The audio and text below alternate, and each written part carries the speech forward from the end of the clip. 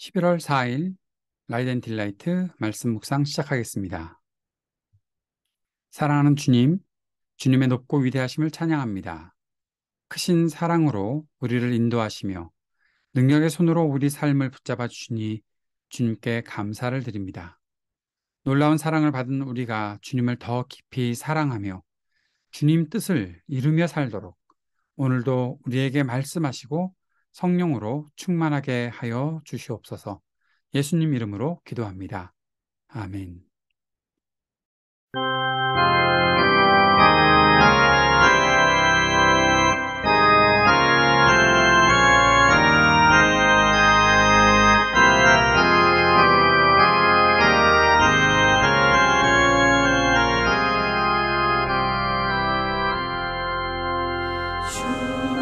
우리 하나님 하늘에 계시니 모처럼 빛 주 앞에 찬송하네. 이 천지 만물도 주 앞에 엎드려 그 거룩하신 이름을 높이네. 주 언약하신 것 끝까지 지키니 저 하늘나라 향하여 곧 가리라. 주 얼굴 배울 때 내 마음이 기쁘고 영원히 주의 영광을 찬양하리.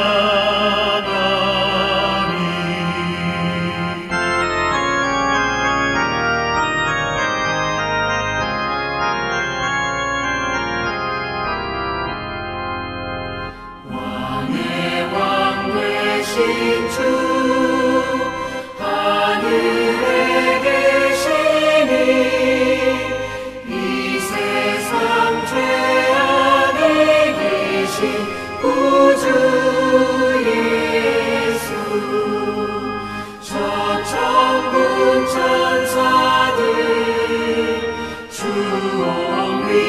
옹위하고서 무성도 함께 영원히 늘 섬기네. 성삼위일체 때 승리한 무리들 다 기쁜 소리 높여서 감사드려. 창조주 하나님 내 주님 되시니 주 앞에 나도 엎드려 경배하네.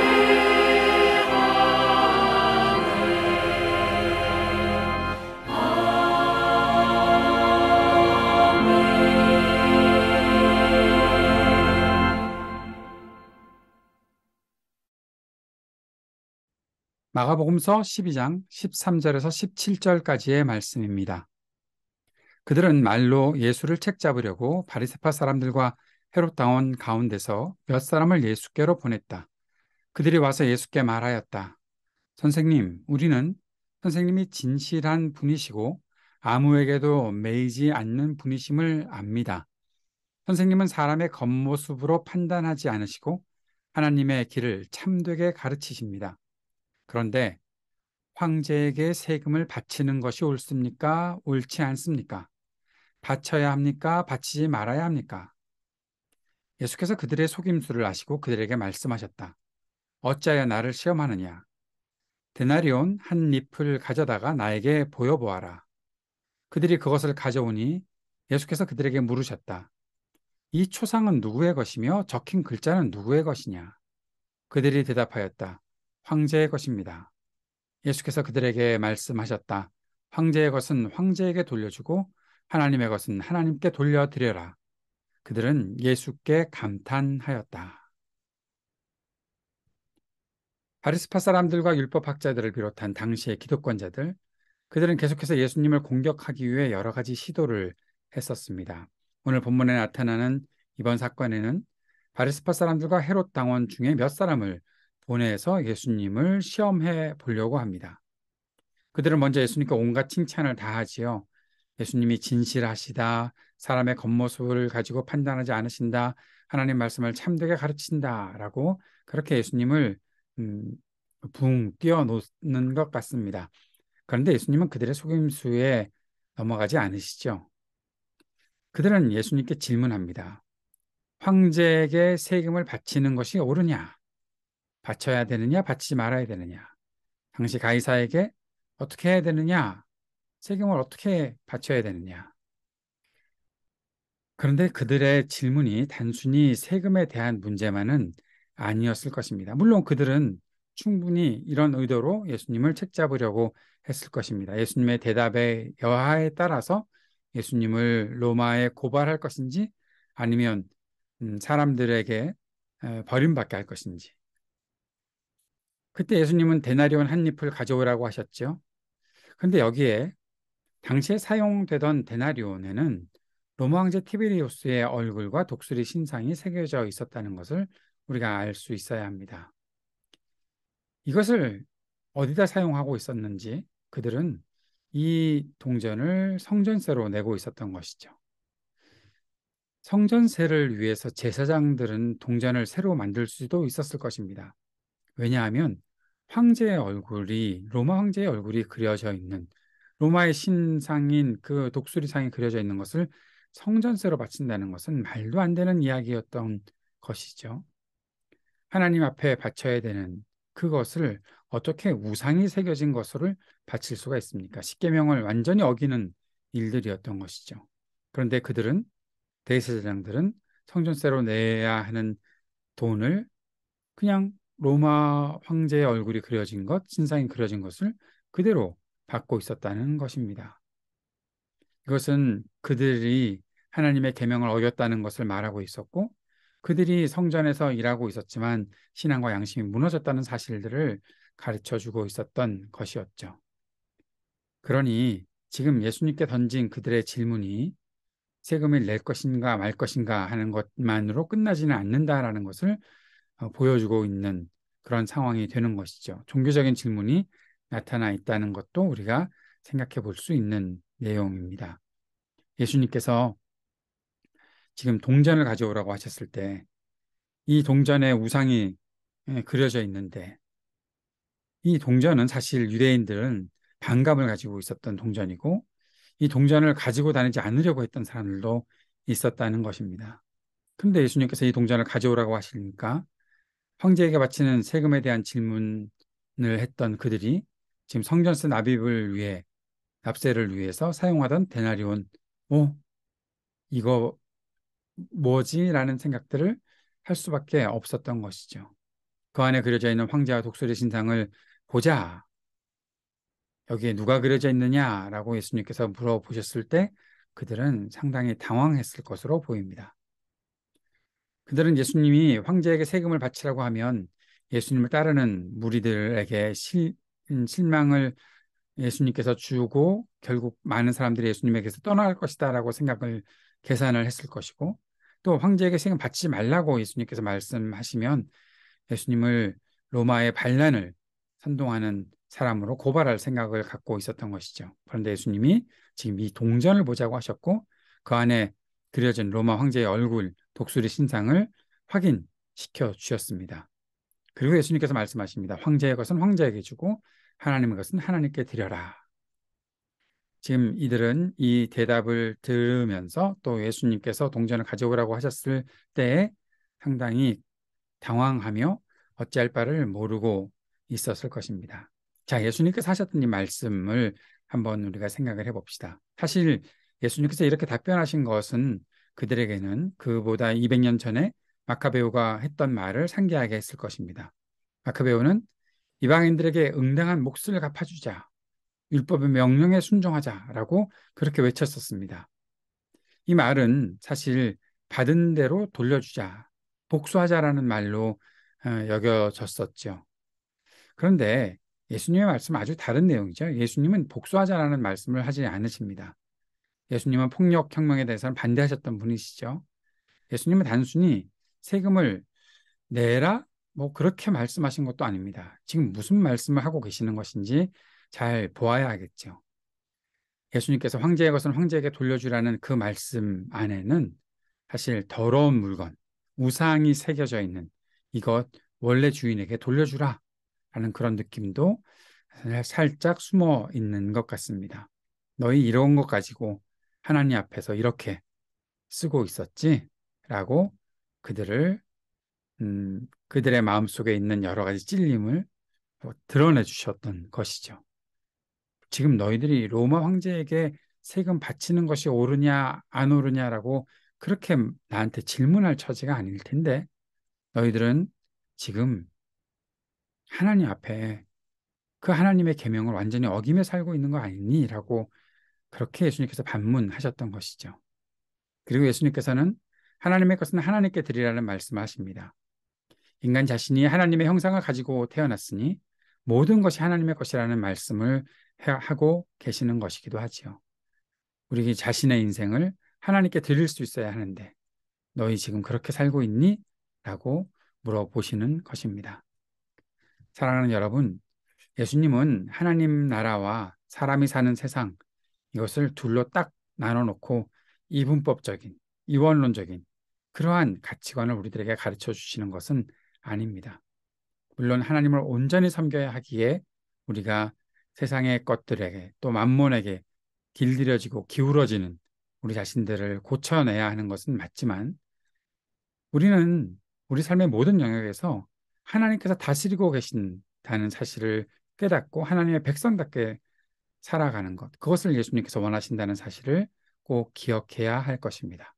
하나님 나라를 소유한 우리에게서 하나님께서 요청하시는 것은 이분법적 사고를 하라고 하시는 것이 아니라 그 모든 것들을 다 버리고 정말 모든 것의 주인이신 하나님을 온전히 섬겨야 한다라고 가르쳐 주시는 것이죠. 사랑하는 여러분, 하나님 나라의 복음을 따르는 삶은 세상과 하나님 나라를 구분하는 선을 긋고 사는 것이 아닙니다. 모든 것의 주인이신 하나님을 인정하고 온전히 하나님을 섬기는 삶, 그것이 우리가 추구해야 하는 하나님 나라 백성의 삶, 하나님 나라 복음을 온전히 드러내는 삶이 되는 것이죠. 오늘 그 마음을 다시 한번 우리 마음속에 새기면서 주님 앞에 기도할 수 있기를 바랍니다. 세상 모든 것의 주인이신 주님께 합당한 예배자로 살게 하옵소서 기도합시다. 하나님 나라 복음의 일에 온전히 쓰임받으며 살게 하옵소서 간절히 기도합시다. 오늘도 중보 기도하며 이태원 참사로 인해서 희생당한 이들 우리가 애도하고 또 그들의 가족들, 남은 가족들 그 마음 아픔을 주님께서 위로해 주시기를 위해 기도하고 이 일들에 대한 책임 규명이 확실하게 이어져서 이 나라와 이 정부가 정말 국민을 위한 것이 어떤 것인지를 다시 한번 생각할 수 있는 그리고 그렇게 생각하는 사람들이 이 땅을 잘 섬길 수 있고 또 통치할 수 있는 그러한 길을 주님께서 열어주옵소서 함께 기도할 수 있었으면 좋겠습니다. 전쟁이 그치기를 위해 기도하고 또 아픈 이들에게 치유의 은총이 베풀어지기를 신음하는 지구와 우리의 삶의 터전에 희망이 있기를 청년들을 위해서 또 노인들을 위해서 소외된 이웃들을 위해 함께 기도합시다. 우리 교회를 위해서도 같이 기도하는 시간 갖도록 하겠습니다. 함께 기도드리겠습니다.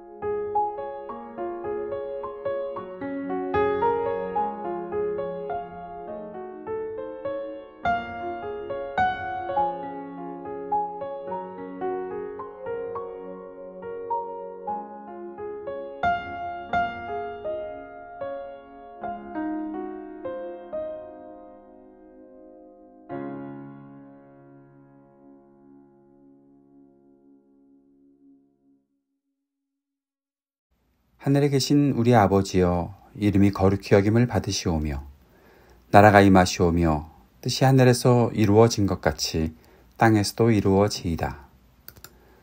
오늘 우리에게 일용할 양식을 주시옵고 우리가 우리에게 죄 지은 자를 사하여 준 것 같이 우리의 죄를 사하여 주시옵고 우리를 시험에 들게 하지 마시옵고 다만 악에서 구하시옵소서.